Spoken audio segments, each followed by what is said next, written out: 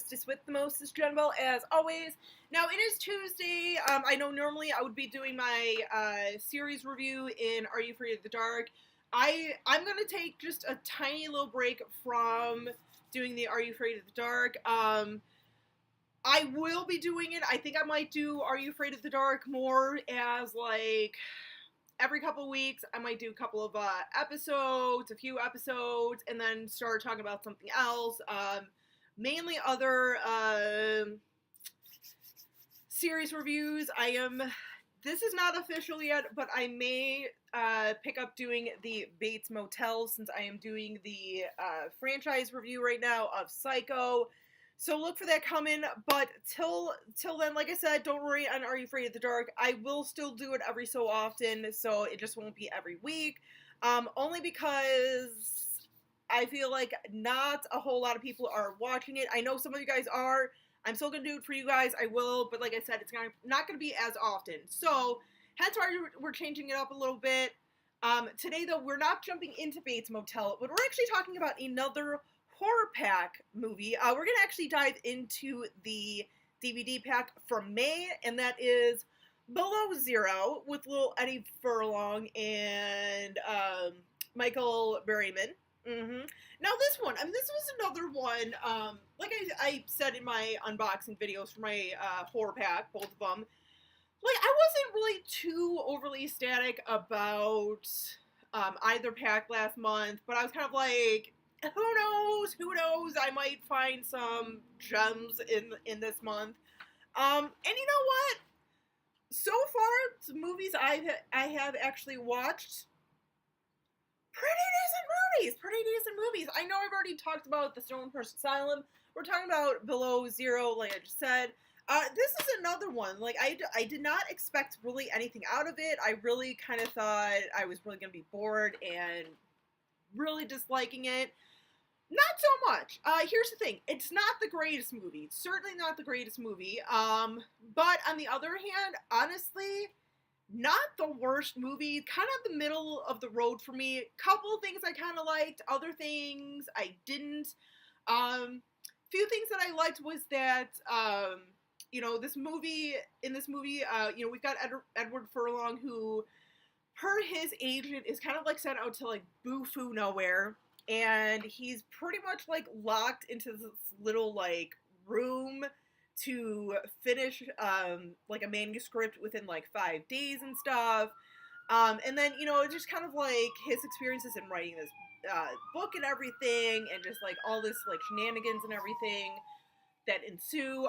Something that I do kind of like about this is that, like, it does kind of, like, flash from, like, of him being in the room, and him in his mind kind of writing this story and everything, and, like, the scenarios and all this, and then even down to sort of, like, that, I was gonna say, like, hillbilly, but I feel it's, like, more like an Alaskan, hillbilly, I guess.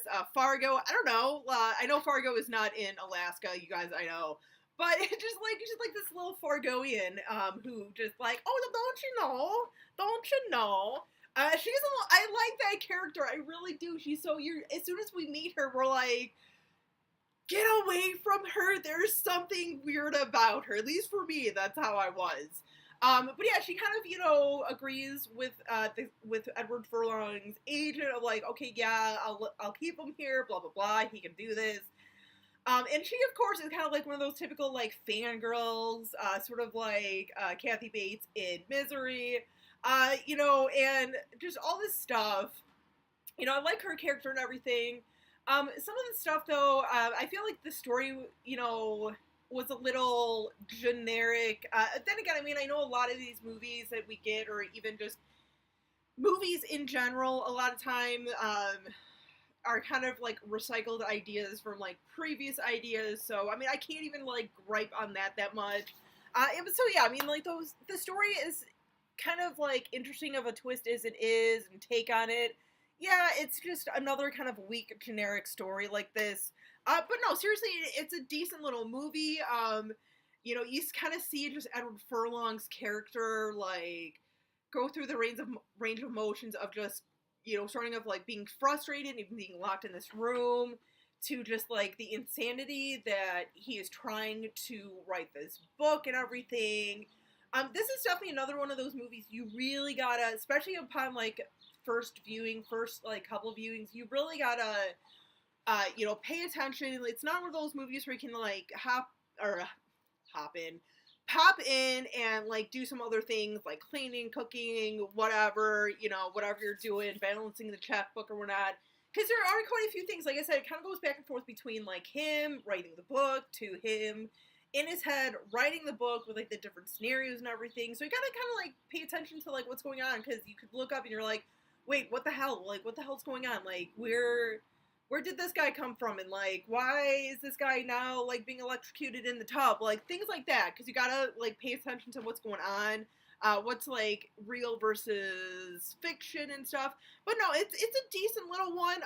I mean, like I said, nothing absolutely great, nothing absolutely terrible. I would probably watch this again. On like a slow night if I just wanted to like kind of watch something and just recheck out. I would say like this one, I would say maybe like a 5 or 6 out of 10. Kind of like I said, kind of middle of the road, not terrible, worth kind of checking out, definitely worth kind of just checking out, like I said, if you've got really nothing else to watch or whatnot. So, but yeah, not bad. Good choice, horror pack. Definitely did enjoy this one, so thank you for this one. Let me know what you guys think of Below Zero. Till next time, as always, stay creepy, classy, and a little bit sassy.